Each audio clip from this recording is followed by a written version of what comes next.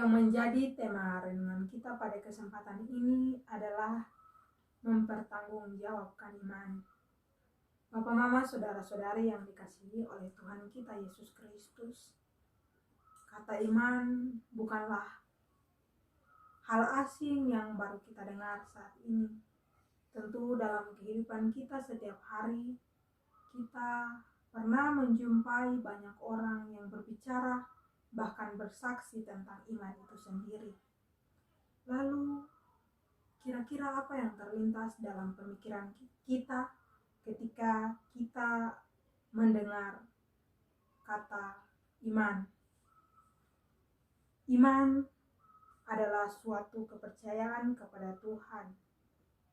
Namun di sisi lain, menurut pandangan Alkitab, iman adalah dasar dari segala sesuatu yang kita harapkan dan bukti dari segala sesuatu yang tidak kita lihat. Sehingga dari sini kita bisa dapat mengetahui bahwa iman sesungguhnya mampu mengatasi segala keadaan. Untuk itu, tetaplah beriman dalam segala perkara, meskipun itu adalah hal yang cukup sulit. Iman tidak butuh jawaban, meskipun iman buta.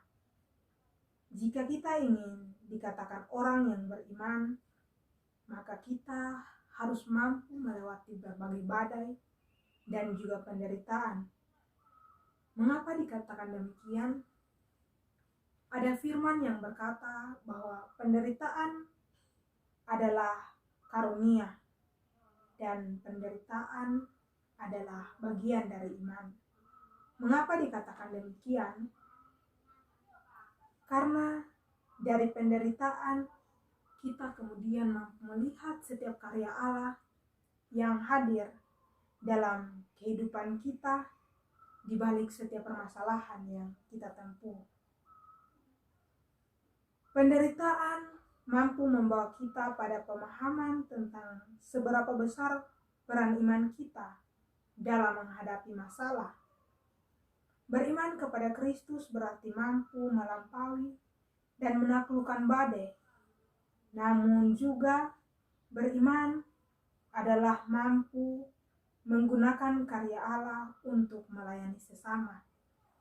Itu artinya beriman bukan hanya sedang berbicara tentang membangun relasi kita dengan Allah saja, namun juga berbicara mengenai relasi kita dengan sesama kita manusia. Iman itu sakral sehingga tidak bisa dibeli.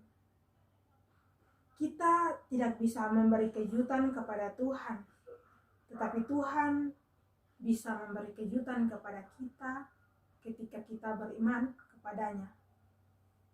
Konteks Alkitab hari ini berbicara mengenai menderita dengan sabar. Menderita dengan sabar. Ketika mendengar kata ini, tentu kita akan berpikir panjang.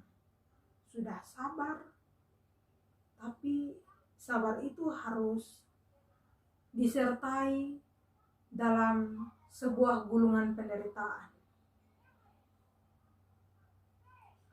Setiap manusia pernah mengalami penderitaan. Bahkan penderitaan itu datang tidak pernah memandang usia, kecil atau besar, miskin atau kaya, tua atau muda. Penderitaan datang menghampiri siapa saja yang disebut sebagai manusia. Namun disinilah kita belajar untuk kemudian menggunakan peran iman dalam kehidupan kita, khususnya menghadapi masalah di tengah penderitaan yang harus dibumbui dengan kesabaran. Ayat 13 memberikan sebuah pertanyaan yang sangat menarik. Dan siapakah yang akan berbuat jahat terhadap kamu jika kamu rajin berbuat baik? Seharusnya jawaban dari pertanyaan ini adalah tidak ada yang harus berbuat jahat ketika kita melakukan kebaikan. Benar juga ya. Namun jawabannya tidak seperti apa yang kita duga, bahwa kebaikan akan selalu dibalas dengan kebaikan. Ayat 14 kemudian mengajak kita untuk menerima penderitaan meskipun yang kita lakukan adalah kebenaran. Ketika kita menderita karena kesalahan, menderita lalu dihukum karena ketidakbenaran, itu masih masuk akal menurut saya. Dan pasti menurut Bapak, Mama, Saudara-saudara sekalian juga serupa dengan apa yang saya pikirkan sekarang. Namun di sini seolah berbanding terbalik. Menderita meskipun melakukan kebenaran.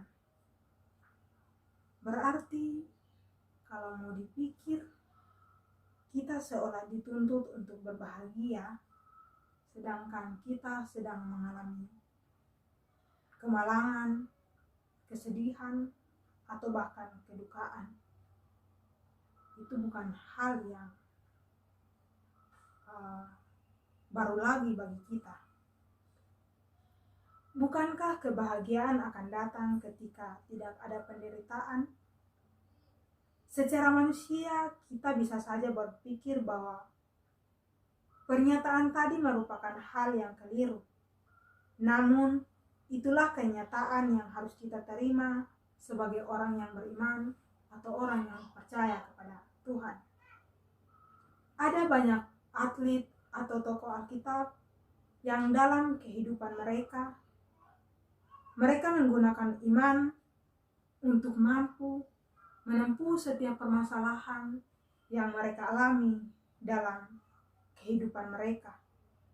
Kita bisa lihat Ayub dengan imannya yang teguh, ia boleh dapat mampu melewati setiap permasalahan hidup yang ia alami saat itu.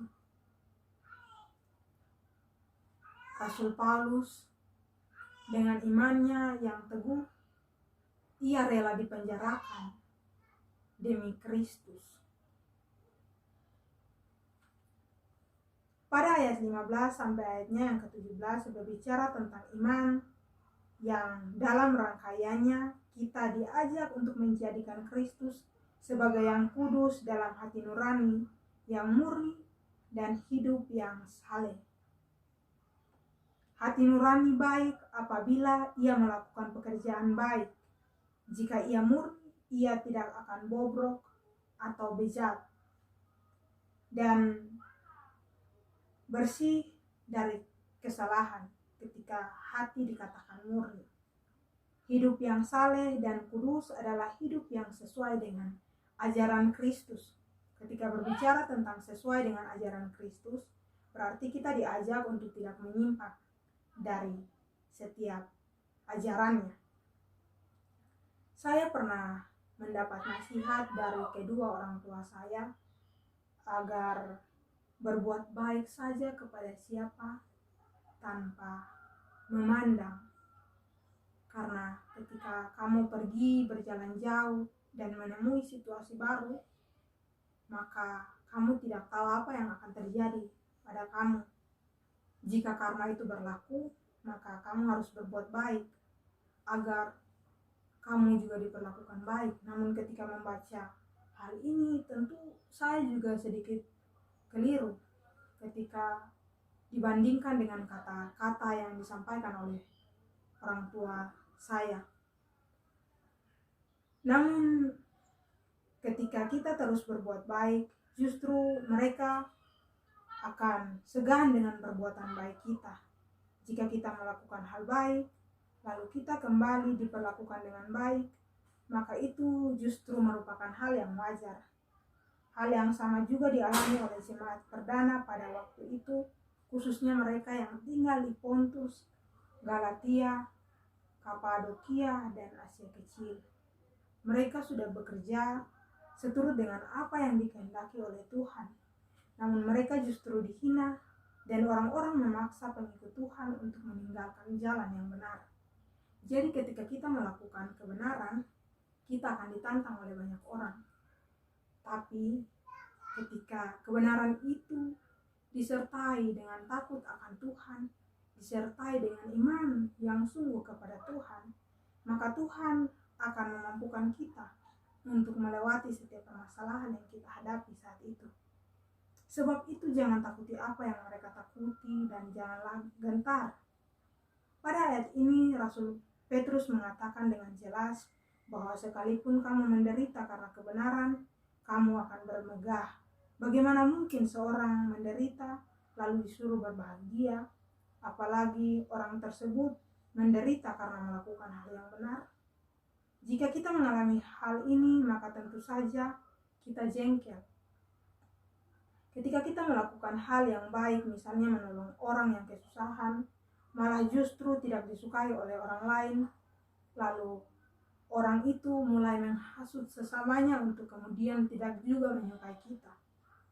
Apakah Rasul Petrus keliru ketika mengatakan sekalipun kamu menderita karena kebenaran, kamu akan bahagia? Janganlah takuti apa yang mereka takuti dan janganlah gentar. Rasul Petrus sebenarnya tidak keliru, justru ia sedang mengatakan kebenaran.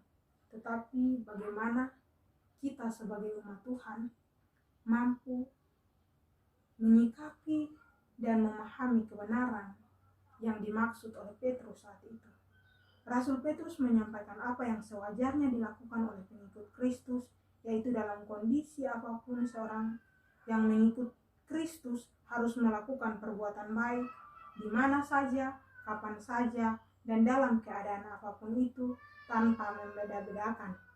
Apakah takut akan Tuhan atau tidak? Apakah dia orang benar atau tidak? Dan apakah dia pantas atau tidak? Tuhan mengajarkan kita untuk tidak berlaku seperti itu, karena yang mampu memantaskan kita hanyalah Tuhan. Terkadang jika kita melakukan hal baik, kita menuntut balas agar mendapatkan perlakuan yang sama. Kadang kita pilih kasih. Ketika kita melakukan hal baik, lalu dibaliknya kita menderita, maka jangan bersedih hati. Sebaliknya berbahagia. Mengapa dikatakan demikian? Karena dengan mengalami hal tersebut, kita justru mengambil bagian dalam apa yang dirasakan atau dialami oleh Kristus saat itu. Karena Yesus juga mengalami penderitaan ketika melakukan hal yang benar, maka kita sebagai umatnya juga harus mengambil bagian dalam apa yang ia rasakan saat itu. Ada banyak penderitaan yang dialami oleh pengikut Kristen pada masa lampau, hanya karena mempertahankan imannya. Rasul Paulus rela dipenjara karena mempertahankan Injil. Demikian juga dengan Rasul Petrus. Orang-orang tidak mengenal Yesus berusaha memenjarakan mereka, namun Tuhan akan menjaga anaknya untuk menghadapi setiap pencobaan yang datang. Hal yang harus kita sadari adalah Tuhan memberikan cobaan tidak pernah melebihi kekuatan kita. Jangan takut dan gentar dalam situasi dan kondisi apapun. Tetap lakukan yang baik dan benar, lalu percaya Tuhan senantiasa menyertai kita. Hal wajar yang harus kita lakukan sebagai pengikut Kristus adalah kuduskanlah Kristus dalam hati sebagai Tuhan. Janganlah khawatir dan takut akan apapun itu. Rasul Petrus sadar bahwa mereka yang tidak percaya akan Yesus akan menyanyikan pertanggungjawaban tentang pengikut dan hamba-hamba Kristus mengenai iman mereka. Dan karena itu melalui firman ini kita diajak dan kita dituntut untuk kemudian mampu menunjukkan bahwa dalam kehidupan kita setiap hari melalui pikiran, perkataan, dan perbuatan kita mampu menghadirkan Kristus di dalamnya. Pertanyaan refleksi sejauh ini, sudahkah kita mampu mempertanggungjawabkan iman kita dengan sungguh? Mari berefleksi. Amin.